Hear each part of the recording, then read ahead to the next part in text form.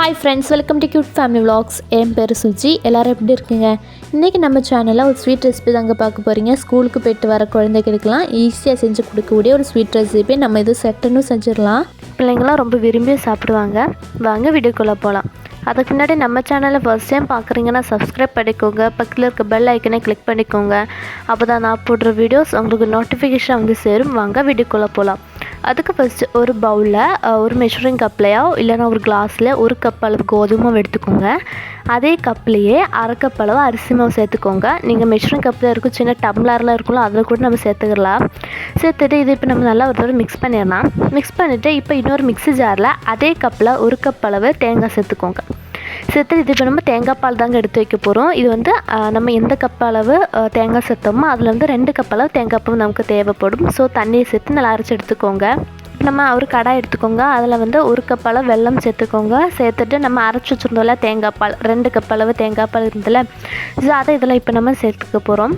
சேர்த்து இது வந்து இப்போ நம்ம நல்லா கரைச்சி எடுத்துக்க போகிறோம். பாருங்கள் 2 கப் அளவு தேங்காய் பால் சேர்த்துட்டு இதை வச்சு நம்ம நல்லா இப்போ கரைச்சி எடுத்துக்கலாம். கரைஞ்சதுமே இதில் இப்போ நம்ம ஏலக்காய் தூள் இல்லைனா ஏலக்காய் வெடித்து சேர்த்துக்கோங்க.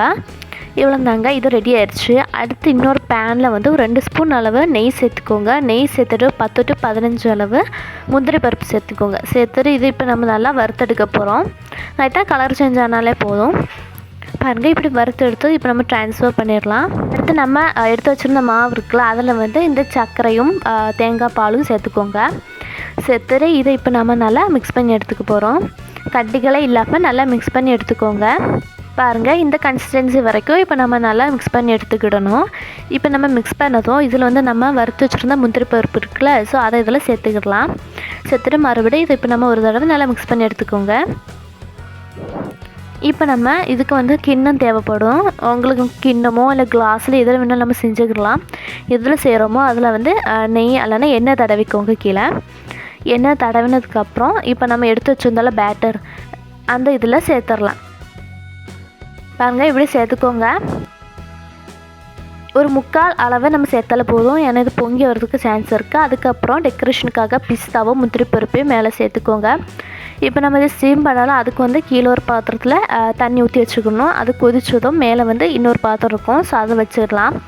வச்சுட்டு இப்போ நம்ம அந்த பேட்டர் அது கிண்ணத்தை உள்ளே வச்சிடலாம். உள்ளே வச்சுட்டு இது இப்போ நம்ம மூடி போட்டு மூடி வச்சிடலாம். இது வந்து இப்போ நல்லா வேகட்டும். கரெக்டாக இது வந்து வேகிறதுக்கு ஒரு 20 நிமிஷம் ஆகும். பாருங்கள், இப்போ நல்லா வெந்துருச்சு. இப்போ நம்ம இதை திறந்து இப்போ நம்ம செக் பண்ணிடலாம். ஒரு டூத் பிக் வச்சு இப்போ நம்ம இதை குத்தி பார்த்துடலாம்.